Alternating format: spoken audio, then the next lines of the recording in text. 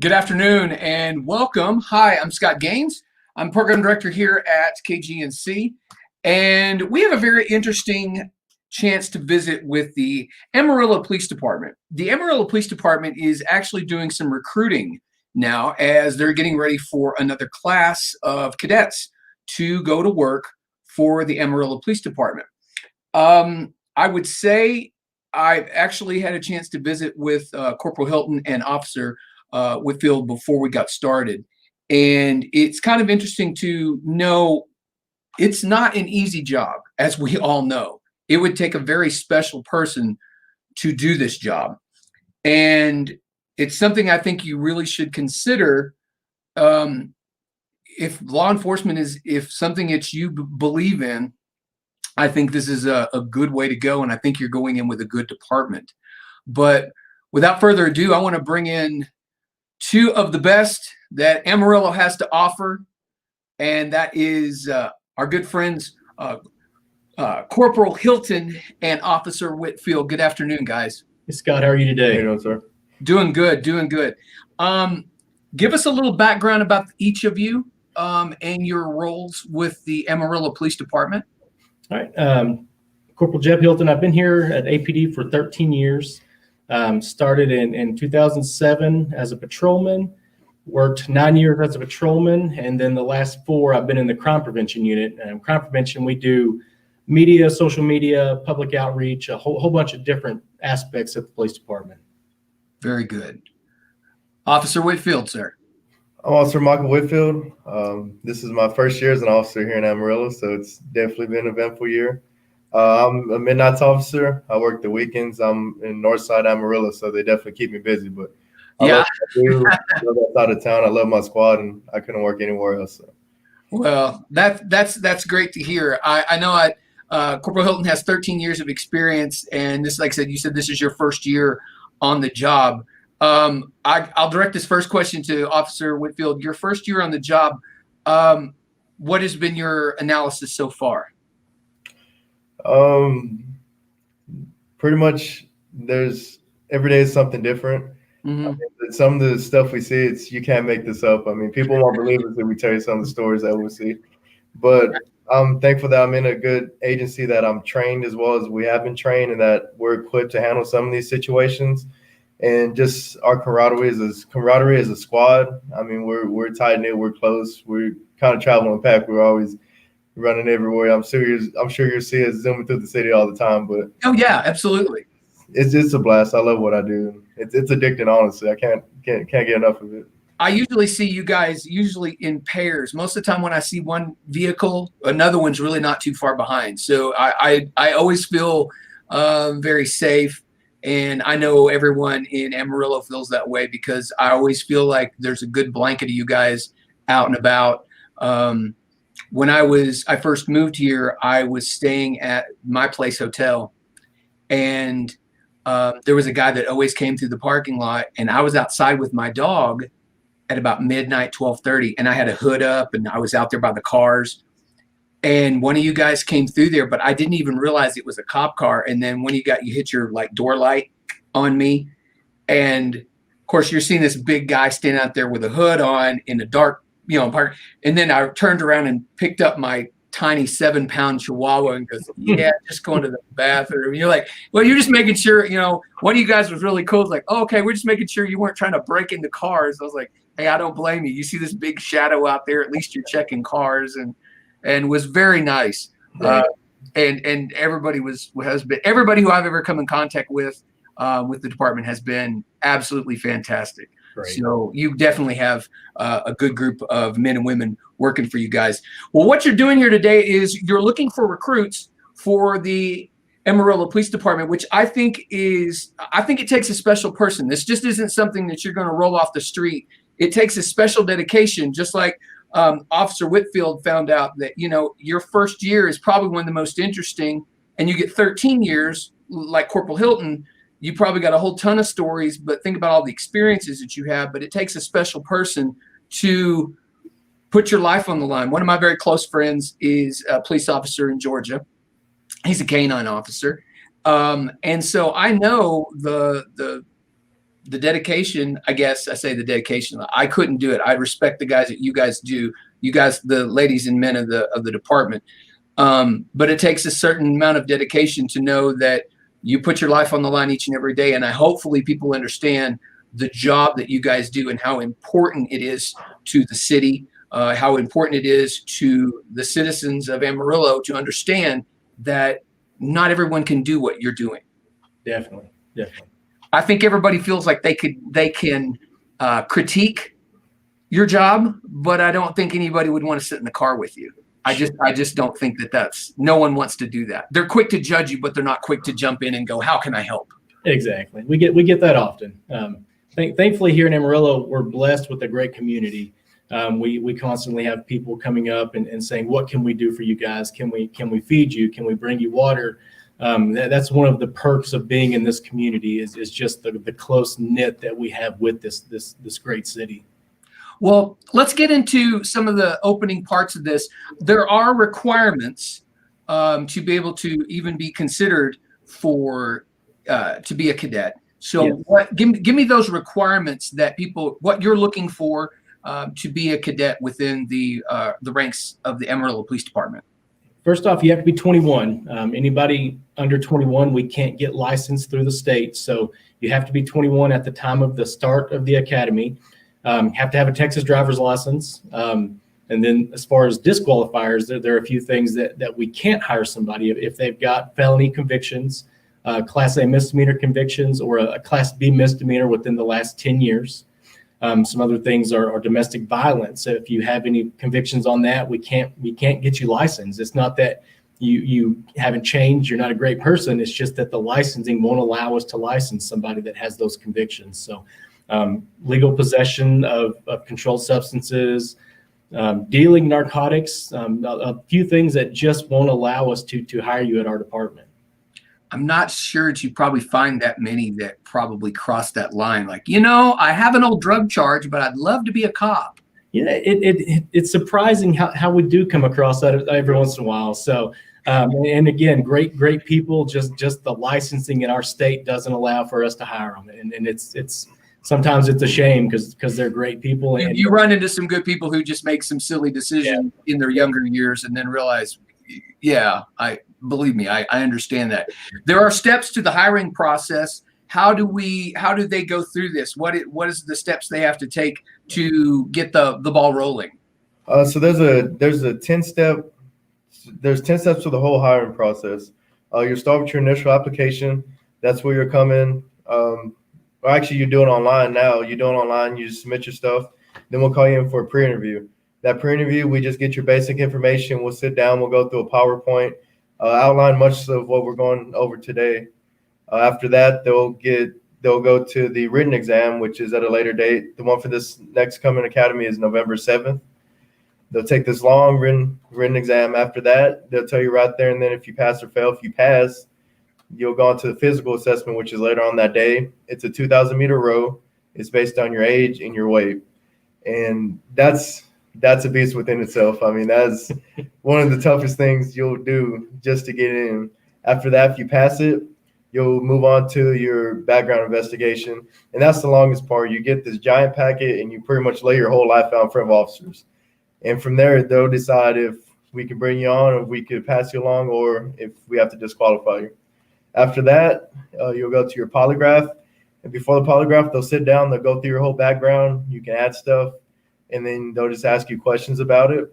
Mm-hmm. After that, if you made it that far, you go to the interview board where you'll sit in front of 5 or 6 of our top cops. They'll ask you questions. They'll just pick your brain and kind of see where your reasoning's at and your logical thinking. After that, you have the interview with the chief. You'll go upstairs and you'll meet with him. You'll talk with him. Then you have your medical and psychological exam because they want to make sure that you can physically do the job as well as mentally have it. We can't have just a bunch of people that aren't right mentally trying to do this job. And after that, you just wait till the academy starts. But this whole process takes about 6 months. And depending on how you score in your written exam is the order you'll go when you get your background stuff started. So the higher you score, the quicker they'll get to you. Wow. That is a very intricate process. It's not just like filling out something and going, okay, can you pass the the physical exam and go, because there's a lot to that. I don't think people realize the steps it takes to become an officer. I'll start with you, Corporate Hilton. What makes Amarillo a great place to work? Like I was saying, this community, we kind of like to say we're on an island up here in the Panhandle. Mhm. Amarillo is the biggest city in the Panhandle. We're biggest city between Oklahoma City and Colorado, and then down to the Dallas area. So we have a big draw of people coming in, but it feels like a small community. We know a lot of the same people. We have churches, we have groups that come up and bring us food and ask us, what are your needs? And it's really like working in a small town, even though we're one of the bigger cities in Texas. And I'll ask you the same question, Officer Whitfield. What makes Amarillo such a great place? I know you said you work on the north side, so you said you've already kind of alluded to that as more of a challenging area. What makes this such a great town, and why would you take the north side? Well, first, like he was saying earlier, Amarillo is such a pro-police city. I mean, they love us, they support us. My biggest deal is working north is I'm an African-American officer, so I take that as a challenge to go up there and try to bridge the gap and be able to already cross that barrier and work in a predominantly Black community. I know they felt like their voices haven't been heard in a long time. They kind of feel like they're in an island up there across the tracks. So we just try to reach out to them and talk to them any chance I get. I like stopping and talking to the elders and just introducing myself and kind of building that relationship up there. Another good thing with policing, and not just the north side, the whole area, the whole city is, we have our frequent flyers pretty much. We hear that address and we know. And you know exactly who you're going after. So it's not like new criminals every day you might see in the big city. It's our same little group of people we're always dealing with. So that makes it a lot easier when you know what's coming, you know how to handle them, and we're not just getting bombarded with different crime everywhere, left and right. And like you said, it's kind of that small town feeling in a big city. So. Well, it's a very well covered police department, and like I said, I think everybody feels the same way. We feel very safe here. So if someone gets into the police department, I'm assuming there is a lot of opportunity for promotional advancement within the department. Definitely. We have once you get hired on, every 2 years, you can take a promotion test and promote all the way up to assistant chief. Once you're here, we've got specialized units. If you're here 3 to 5 years, you can apply for SWAT, for narcotics, for the bomb team, for K-9, for the bicycle officers, a lot of different things that you can do at our department. And all the training is paid for by the department. We put you through it. And it's just something where we thankfully have an administration that believes in training. So there's always advancement opportunities and always a way to improve yourself and improve your coworkers. I think the specialized units would be something that obviously I'm way past this, but I always kind of thought that was something I would always enjoy, but I would love to have done K-9. I think that's the reason why my friend who were Alpharetta, Georgia Police Department, he's in the K-9 unit.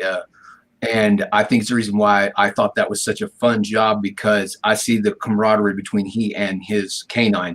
And being a pet lover myself, which I understand is a completely different animal, but the amount of work that goes into that just to train the K-9 and then to be the officer that has to take care of the K-9. I just know that that's something, if that is something that you think that might be an interest, and then law enforcement is something, that specialty you could eventually get into. So there are ways you'd have to kind of start out, but if you K-9 officer or SWAT or something like that would be something you could see happening for yourself. You could work into that. Yeah. Now, I'm sure here's the number one question everybody asks.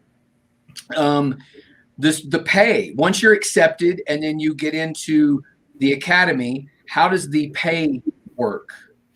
Well, luckily with us hosting our own academy, we're able to pay the recruits. So right off the bat, you're sitting at $52,596. That's just as a cadet. So you're getting paid just to sit there and work out and just learn. So once you graduate, you'll hit your year mark, and that's a year from your hire date. Mm-hmm. You'll bump up to year one officer, and you'll be sitting at $55,752. Then it goes up to officer 2, which is a little over $59,000. Officer 3, you're pushing $62,000. Officer 4, you're $67,000. And like you said, when you promote to the different ranks, let's say your second year you get to corporal, that's the 70,000 entry level. So you're already seeing that huge increase in pay and salary. And there's also incentives for your intermediate, advanced, and master's peace officer for these lateral guys, or your education pay too. So if you have some college hours, that's 420 a year added to your salary. Associates is 900, bachelor's is 1,500, and then your master's is extra 1,800 a year. And then also working different shifts, bilingual. There's all kinds of different incentives where you can make a little more. So I mean, the pay here is definitely pretty good. Considering what the job is and the area we live in, I mean, I can't complain about it at all. That's very comparable especially for the area. You were talking about how we're like, a small town in the kind of out on its own little island, but that's very comparable money to do the job. And I know that it's a dangerous job, and I think it's really hard to even put a number on the day, because there's still a certain level of danger, even though you say, yeah, I do run into, we know the same people, but, you never know what you're going to run into in a day. And I mean, you can't put a number on somebody's life. You're a value to someone in your families, and it's hard to put a number on something, but that just goes to show you the dedication that you have to the department, which once again, I know I speak for everyone on here. Thanking you for the job you guys do, the men and women of the department, and all the way from top to bottom. It is not forgotten how much we respect you guys. I'm going to go ahead and ask you, because we kind of got into it a little bit. I know that this year has been difficult for the police departments around the country, because probably 2% of the population of police officers have made the other 98% of you have to dig for respect. And I'm going to start with you, Corporal Hilton. How would you bridge that gap of somebody coming in and asking these questions that are trying to come into to be a cadet? How would you answer those questions? Somebody coming in saying, I honestly don't know if I could handle being disrespected. You're going out and there's people screaming in your face and calling you names, and just knowing what you're going to have to face from some certain population who aren't respectful to you guys. Sure. How do you handle that? I think no matter where you're at, you're going to come across something like that. You're always going to have to make decisions that aren't popular. You can't please everybody. We do our best here to be highly trained and to make sure that our officers are doing the right things. We have a lot of checks and balances. We've got body cameras. We've got in-car cameras. We've got, a complaint system where if you have a problem with an officer, you can make that.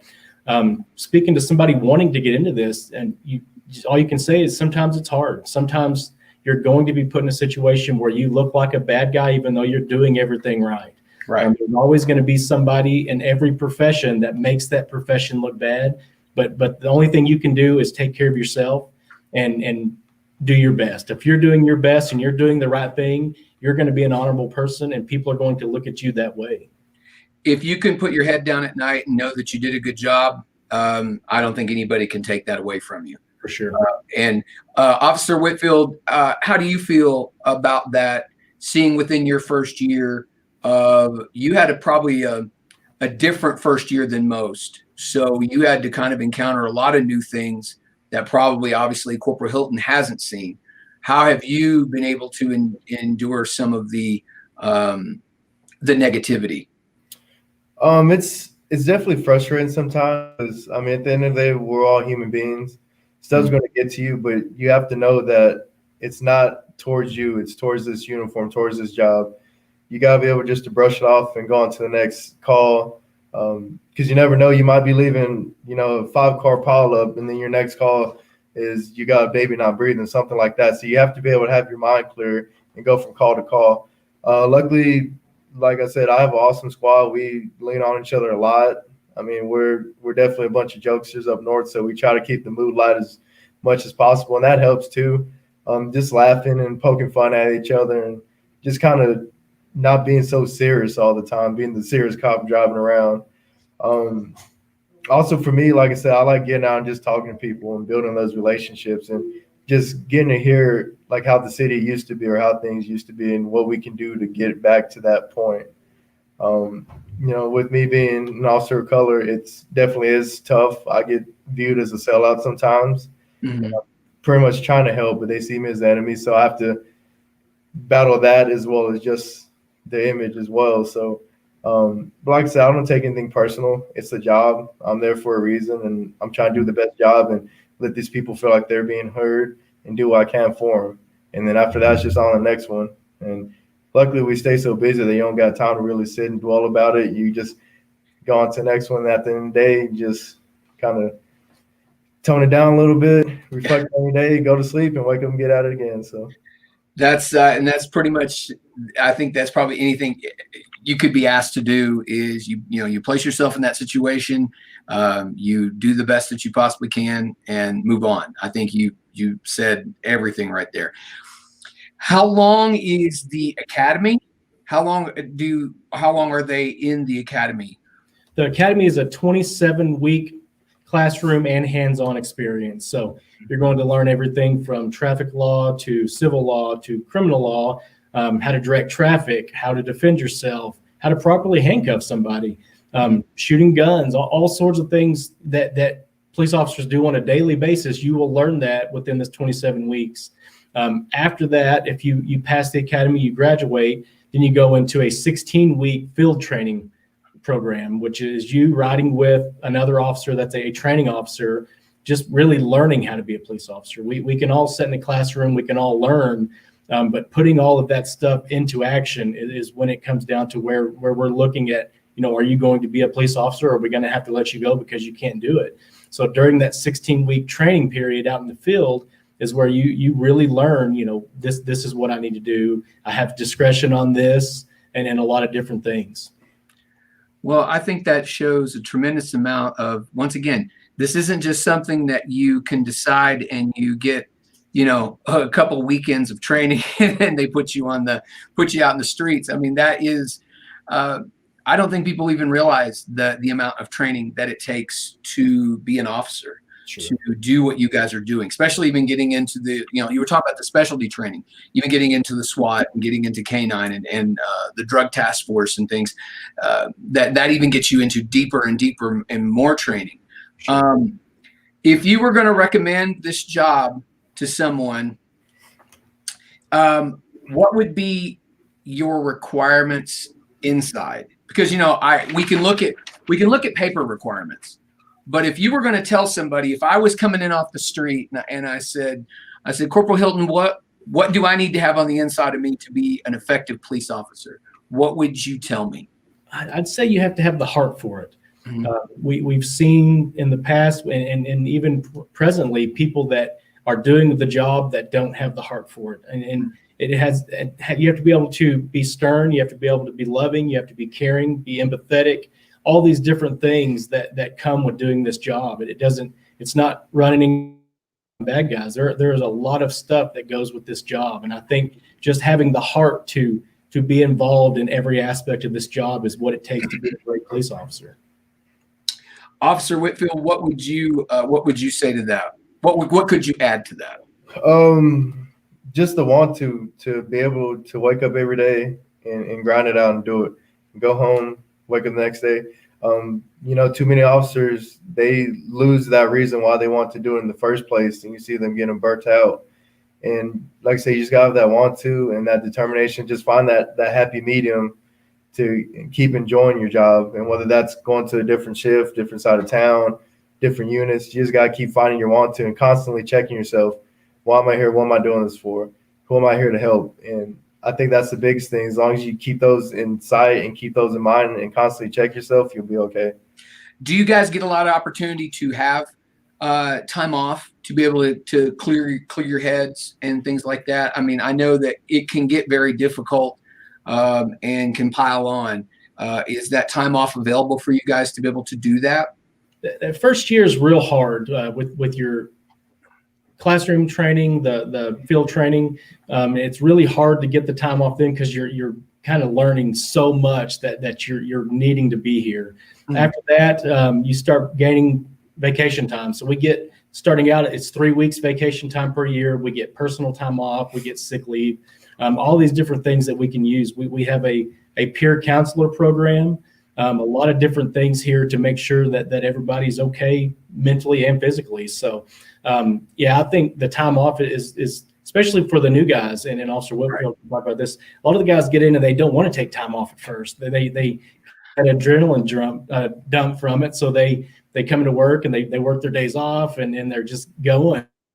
I think, trying to explain to those new guys, take the time off, clear your head, make sure you're staying healthy physically and mentally, so that you can do this job for the long haul. I think that's the big part of it. Well, I think you guys have really shed an incredible light on being a police officer. Once again, it takes a special person. If they want to go through the application process and get started, give us how would they find their way to start the application? You get on the Amarillo Police Department website. There's a link on there that will lead you through the process. And then after you get that filled out, the department will be in contact with you. Excellent. Well, gentlemen, on behalf of Alpha Amarillo, our company, and all of our radio stations, we just have to say thank you. And I don't believe it's said enough to the men and women of the department, but we do value everything that you do, everything you've had to go through this year, because it's been crazy with the randomness of the police departments, the randomness of COVID. This has just been a year that I think we could just pretend never happened. Yes. Once it's done. Yeah, I think if we could just have I don't even want to do over. I just want it to be done. I want to move to Christmas. I just want to keep it. But on behalf of everyone who lives in the city of Amarillo, thank you for the safety. Thank you for your work. It does not go unnoticed. And if you'd like to be a part of this department with the fine men and women of the Amarillo Police Department, we encourage you to go to the Amarillo Police Department website and get that process started. As you can see, it's a very intensive job. It's a very inclusive job, because it looks like there's a good brotherhood and sisterhood amongst all the officers. And I can assure you that your family, and if that's something that interests you, and working with these two fine gentlemen and everyone who works with the APD, I think it would be a fantastic opportunity if that's where you think you might need to go. Do you guys agree? Definitely agree. Yes, sir. Absolutely. It's been a pleasure visiting with you guys. I thank you for your time, and hopefully we can round you up some good candidates for the upcoming class. When do you start your next round of opportunities? So you have until October 30th. That's the deadline for the 97th Academy, and testing be November 7th. Academy starts in April. Then the Academy starts in April. Okay. So yeah, I guess you'd have to have that kind of leader time to get them ready. And then is it technically a year from that April before they're actually formally an officer, or does that time count? Pretty close. Yeah, it'll be right about pretty close to a year, and then you're getting out on your own as an actual officer. So. How long have you been out on your own, Officer Whitfield? I've been out on about 5-6 months now. Okay. I actually got released from my FTO a little early because I was doing good, and I got on my own, and it's just been nonstop ever since. So. Well, very good, gentlemen. It was a pleasure visiting with both of you. Amarillo Police Department is give them the web address one more time. Just go. You search Amarillo Police Department in your Google. It'll go right to it. It'll pull it up, and it's on that front page. Excellent. Gentlemen, I thank you for your time. And once again, thank you for your service. Thank you. Appreciate you. Appreciate you guys. Thank you.